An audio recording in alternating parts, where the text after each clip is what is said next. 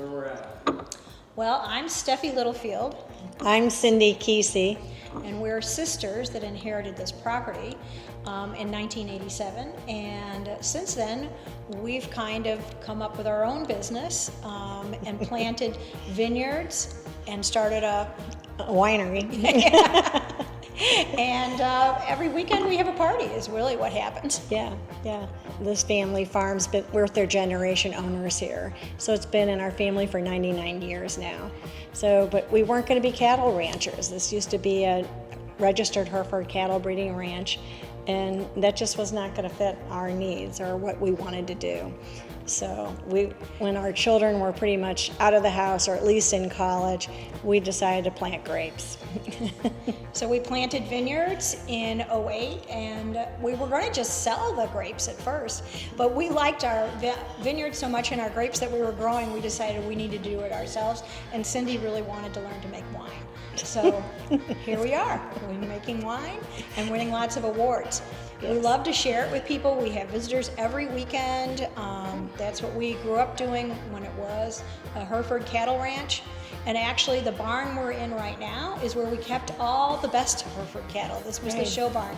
And as children, we remember playing in here and all coming the up time to see all the cattle and everything. So we love that we've turned it into the tasting room because we're really at home here.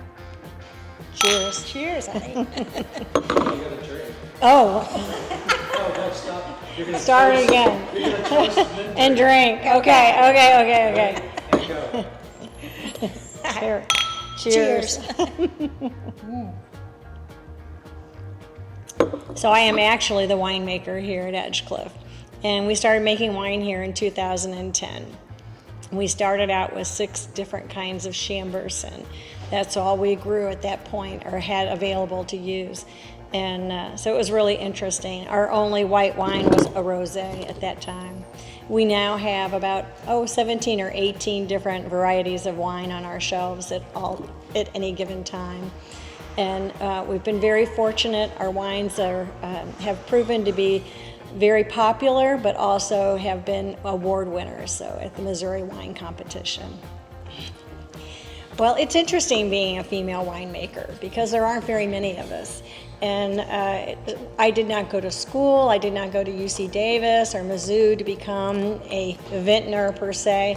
And so I learned by doing it here at Edg-Clif.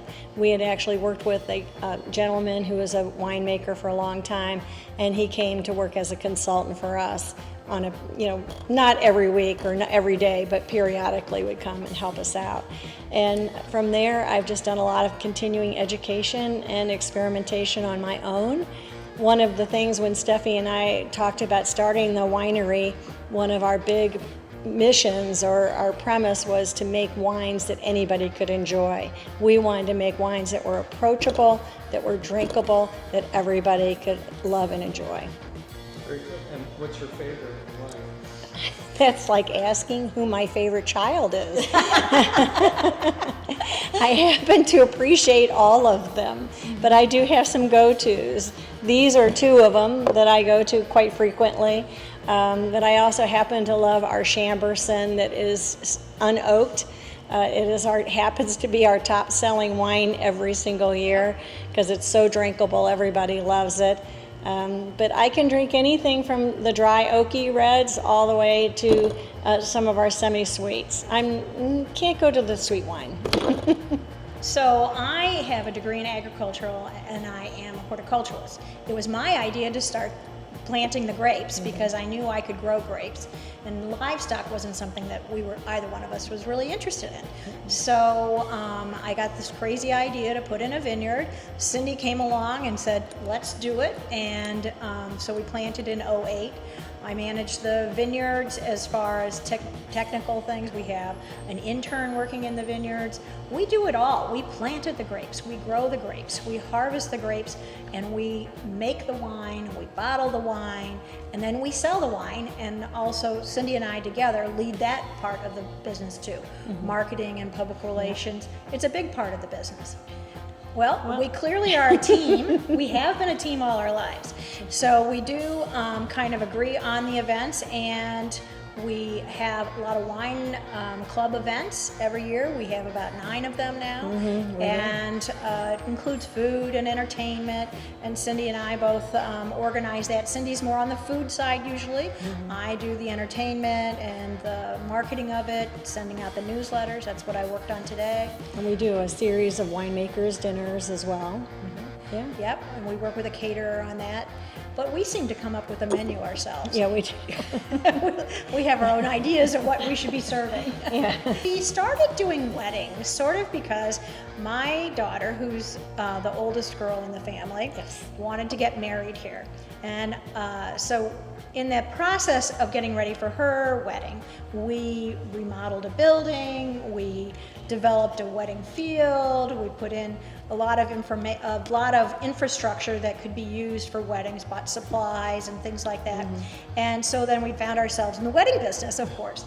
And actually we like doing it. And Cyndy, because of my daughter, became an officiant for her wedding. And so we offer the officiant services. We now, between our 4 daughters, have done 4 weddings in our own families here. And so we really have a lot of experience in helping organize weddings and things like that.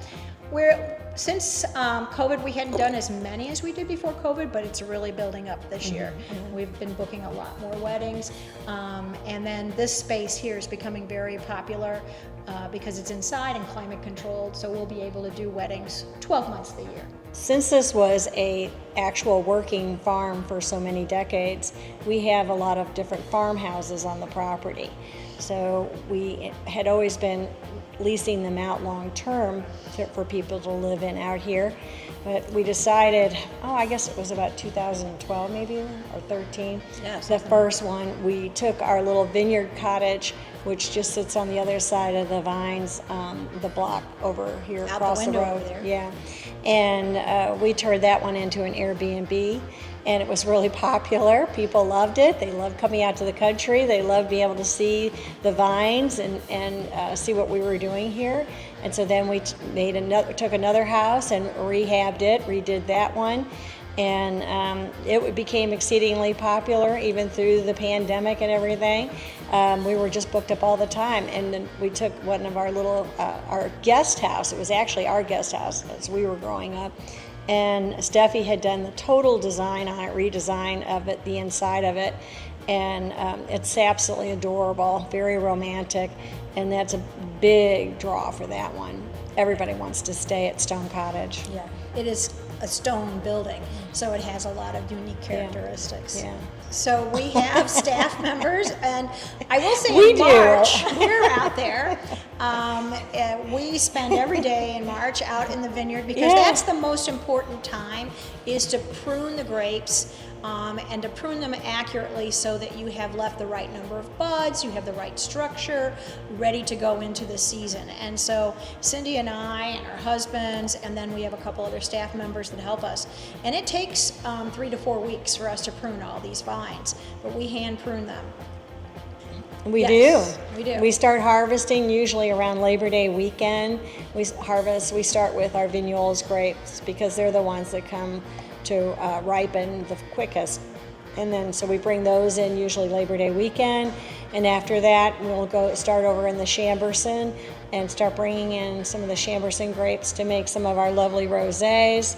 And then we will wait a little while longer and bring in grapes for our unoaked wines, red wines, and then we move over across the road to the Vidal Blanc and we harvest the Vidal Blanc. And it's a very prolific field, so we can get some years up to 5 tons of grapes out of one little acre. So, and we make a lot of different styles of wine out of that. I consider myself to be a winemaker. There are a lot of winemakers, say they're vintners, enologists, all kinds of fancy titles, but I'm just a winemaker. Our soils here, for the Chamberson especially, we had steers there for 65 years. And so it's well fertilized ground. I mean, we planted those grapes in 2008 and we had our first harvest in 2010. How the hell did you win so many awards? Well, the secret is to make clean wine. That is the biggest key. And I'm very lucky because the man I'm married to is also my cellar rat. And he is very clean and very meticulous about how things are in this winery. And he just does a great job of keeping us on task with how it should be at the end. Instead of being in a hurry, we do it the right way.